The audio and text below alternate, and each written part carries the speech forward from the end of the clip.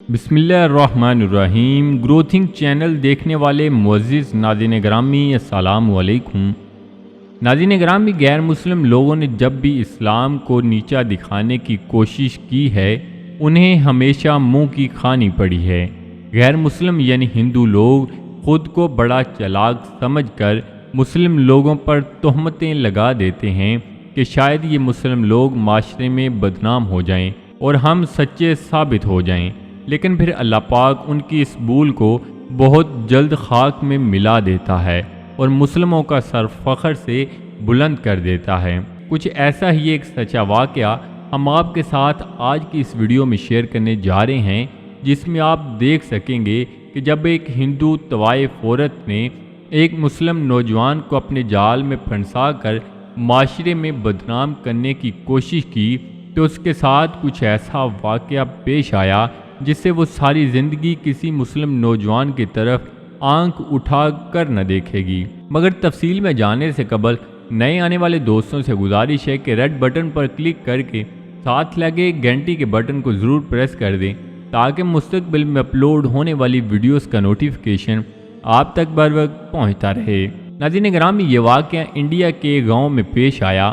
بہار کے علاقے میں ہندوؤں کا ایک چھوٹا سا گاؤں ہے جہاں پر ایک بہت مشہور مندر ہے اور اس مندر پر دور دور سے لوگ آتے ہیں اور اپنے بھگوان کو پوجتے ہیں۔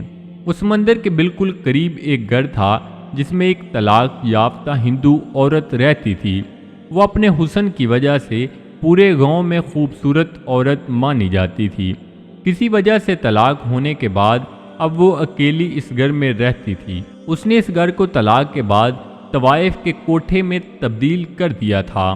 مندر میں جو بھی لوگ آتے وہ انہیں اپنی خوبصورتی کے جال میں پھنسا کر اپنے گھر لے آتی اور ان سے پیسے بٹورتی تھی۔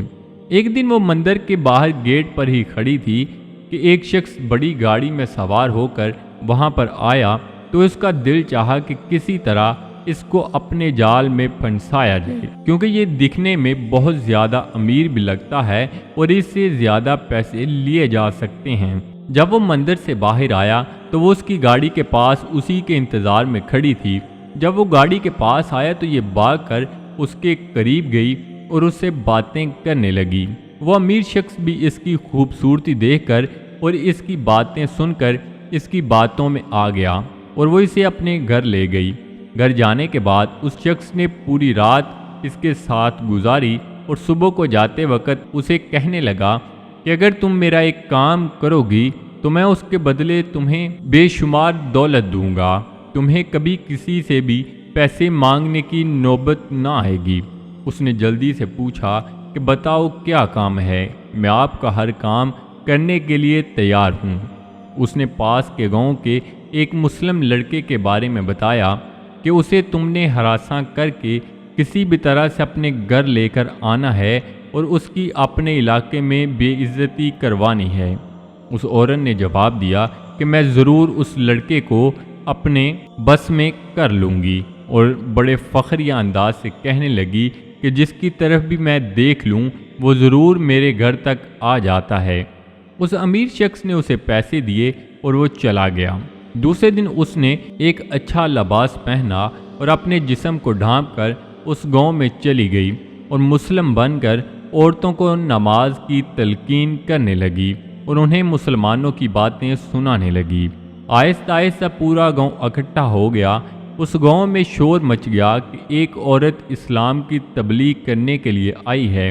جب پورا گاؤں اکٹھا ہو گیا تو اس نے اس لڑکے کے بارے میں پوچھا کہ وہ کہاں ہے، میں نے اسے ملنا ہے، میں نے سنا ہے کہ وہ ایک بہت بڑا عالم دین ہے۔ لوگوں نے اس مسلم نوجوان کو بلایا تو وہ مکار ہندو عورت اس کے پاس بیٹھ گئی اور باتیں کرنے لگی اور کہنے لگی کہ میں نے سنا ہے کہ آپ پورے گاؤں میں سب سے زیادہ نیک اور عالم دین بھی ہو، میں بھی لوگوں کو اسلام کی تبلیغ کرتی ہوں اور میں چاہتی ہوں کہ ہم گاؤں سے نکل کر شہر میں جائیں اور لوگوں کو اسلام کی طرف مائل کریں۔